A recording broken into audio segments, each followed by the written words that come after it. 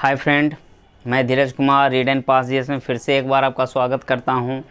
और पिछले दिनों मैंने चर्चा किया था कि इन दिनों जो है कुछ अध्याय हैं जिनसे बहुत सारे प्रश्न आपके एग्ज़ाम में पूछे जा रहे हैं, जिसमें हमने बताया था पर्यावरण, सूचना प्रौद्योगिकी और आपदा मैनेजमेंट या आपदा।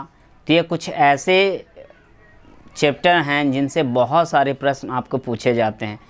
इसका पीछे अगर हम कारण देखें तो बता दें कि आज जो है पूरी दुनिया जो है इन सारी समस्याओं से आपका घिरा हुआ है, चाहे वो पर्यावरणीय प्रॉब्लम कहें या फिर आपका आपदा से जुड़े हुए समस्या की बात करें।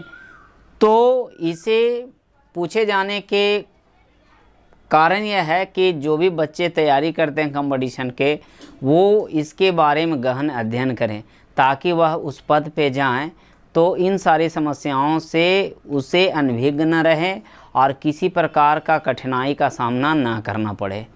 तो हम यहाँ पे आज पर्यावरण की बात करेंगे। ये मेरा पर्यावरण का पहला भाग है।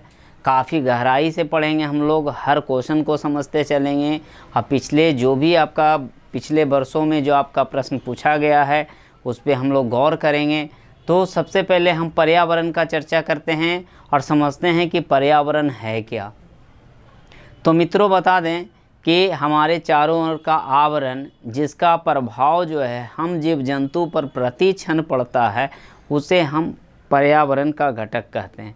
जैसे आपका वर्षा का प्रभाव हमारे ऊपर पड़ता है, सूर्य के प्रकाश का हमारे ऊपर प्रभाव पड़ता है, या किसी भी जीव जंतु का प्रभाव हमारे ऊपर पड़ता है। यानी हम मानव जीव जंतु जो हैं पर्यावरण से घिरे हैं, जिसमें आपका जैविक और अजैविक दोनों चीज़ आते हैं। अगर हम जैविक चीज़ों की बात करें तो आपको पौधे, जीव जंतु, छोटे सूक्ष्म जीव, मानव प्राणी, ये सारे आपका जैविक में आएगा।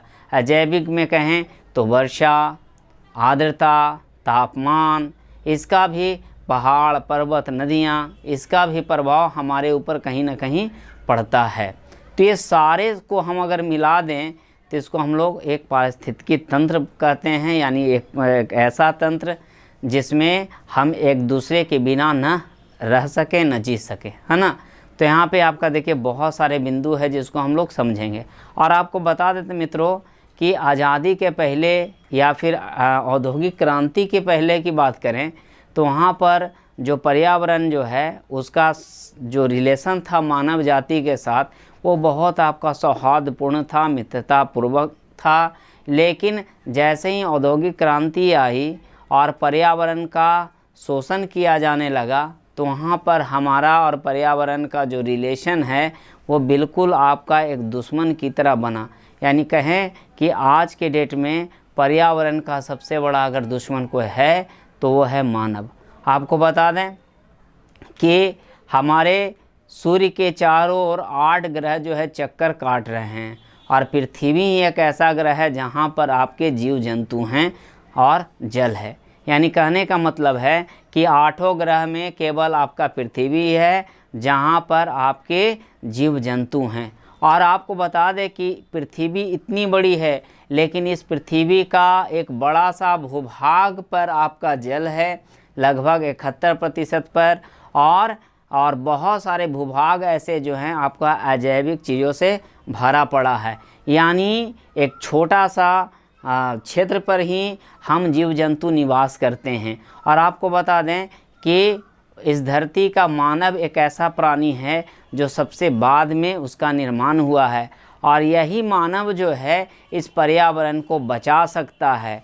क्योंकि पर्यावरण में जो भी परिवर्तन होता है उसको लाने में मानव जाति का अहम रोल होता है।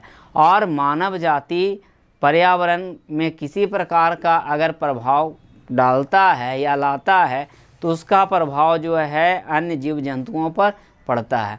तो आपको बता दें मित्रों कि पर्यावरण में बदलाव लाने का जो जिम्मा है वो हम ही पे हैं। यानी हम जिस प्रकार से पर्यावरण पर हावी होंगे उसका रिज़ल्ट हमारे ऊपर वैसा ही मिलेगा। तो यहाँ पे कुछ अगर पॉइंट है उसको हम लोग देख लेते हैं। तो पहला पॉइंट कहता है कि सूर्य के चारों ओर चक्कर लगाते ग्रह। हमने पहले भी बताया कि सूर्य के चारों ओर जो भी ग्रह चक्कर लगा रहे हैं उसमें पृथ्वी है, पृथ्वी पर ही मानव जीव जंतु का आपका अस्तित्व है, इसके अलावा और कहीं नहीं। इसके बाद अजैविक घटक में हमने बताया प्रकाश, वर्षण, आर्द्रता, तापमान, ये सब जो है आपका अजैविक घटक है। और जैविक घटक में हमने बताया आपको मानव जीव जंतु के बारे में, चाहे वो सूक्ष्म जीव हो या हमरे जैसा आपका मानव जाति। इसके बाद समस्त जीवधारियन जो है पर्यावरण के साथ निकटता परस्पर क्रिया करते हैं। बिल्कुल सही बात है कि हम पर्यावरण से अलग नहीं रह सकते हैं।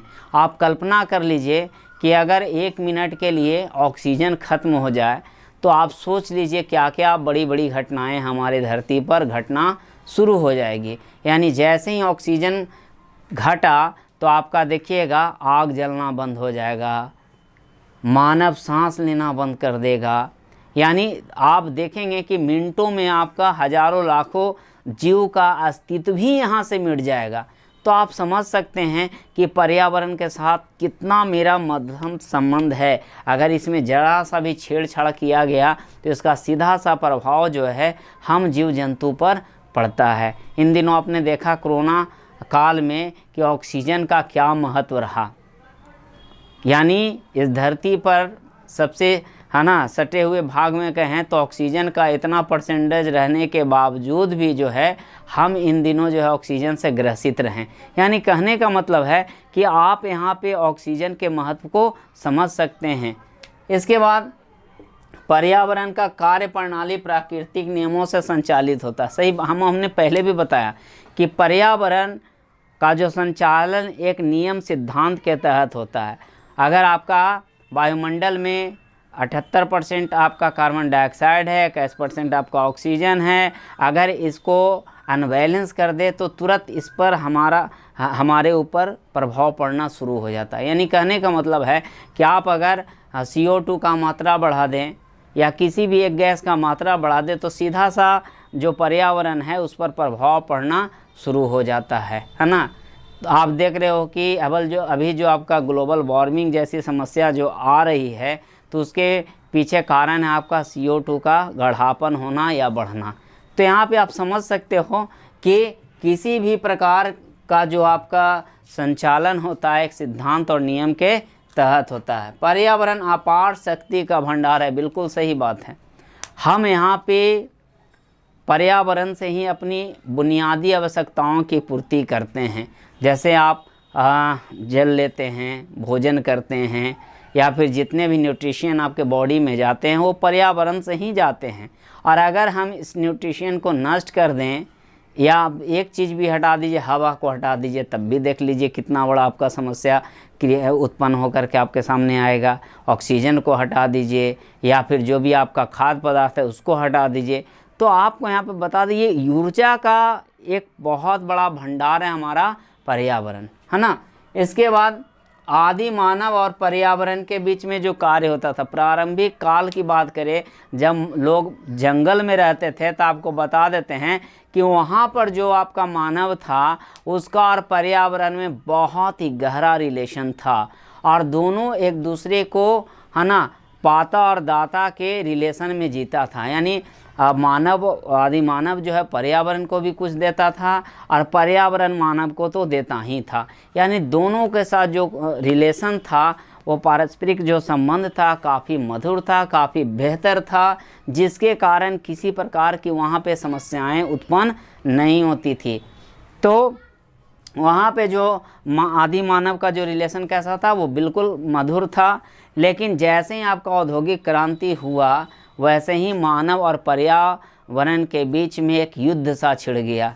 यानी दोनों के बीच में कटुता बढ़ा, दोनों के बीच में आपका एक कोल्ड वार जैसा आपका छा गया। कभी आपको पर्यावरण को नुकसान हम पहुंचाते हैं तो कभी पर्यावरण हम मानव जीव जाति को नुकसान पहुंचाने को तत्पर है। इसके बाद औद्योगिक क्रांति के बाद सामान्य उत्पन्न मनुष्य कार्य क्षमता। अब देखिए चूँकि पर्यावरण में हम रहते हैं, कहा गया है अगर आप बायोलॉजी पढ़ेंगे तो उसमें आप अध्ययन करेंगे कि मानव को कार्य करने के लिए कितना तापमान का होना बहुत ही ज़रूरत पड़ता है। यानी कहने का मतलब है कि 21 डिग्री से 25 डिग्री अगर तापमान है तो आप बड़ा अच्छा से काम कर सकते हैं, आपका कार्य करने की क्षमता बढ़ जाएगी और अगर 60% आर्द्रता है तब भी आपको काम करने में बड़ा मन लगता है। अगर हम इस आर्द्रता और टेम्परेचर को बढ़ा दें या घटा दें तो हमारी कार्य क्षमता जो है रुक जाती है। यानी कहने का मतलब है कि पर्यावरण को आपको बैलेंस बनाना है। यानी अगर आपके यहाँ 21 से 25 डिग्री सेंटीग्रेड तापमान है तो आप बेहतर रूप से काम कर सकते हैं। तो आपको बता दें मित्रों कि अगर इस तरह से हम CO2 को मात्रा बढ़ाते रहें, क्लोरोफ्लोरो गैस की मात्रा को बढ़ाते रहें, तो दिन प्रतिदिन जो है हमारा पृथ्वी का जो आपका टेम्परेचर है वो बढ़ता जाएगा और जो आपका सटीक जो तापमान है उसमें अंतर आ जाएगा और हम कार्य करने में असक्षम रहेंगे। तो मित्रों आपको बता दें कि पर्यावरण को अगर कोई बदलाव ला सकता है तो वह मानव, और पर्यावरण का जो बदलाव लाने का कार्य किया है मानव, उसमें हमेशा जो है एक समस्या जो है किसी न किसी प्रजाति के लिए आपका उभर करके आया है। तो हमें पर्यावरण में तो बदलाव लाना है, लेकिन केवल हम अपने आप को ना सोचें, वहाँ पर जितने भी जीव जंतु हैं, चाहे वो आपका जैविक हो अजैविक हो, कहते हैं कि अजैविक को अगर नुकसान पहुँचाते हैं इससे कोई प्रभाव नहीं पड़ता है।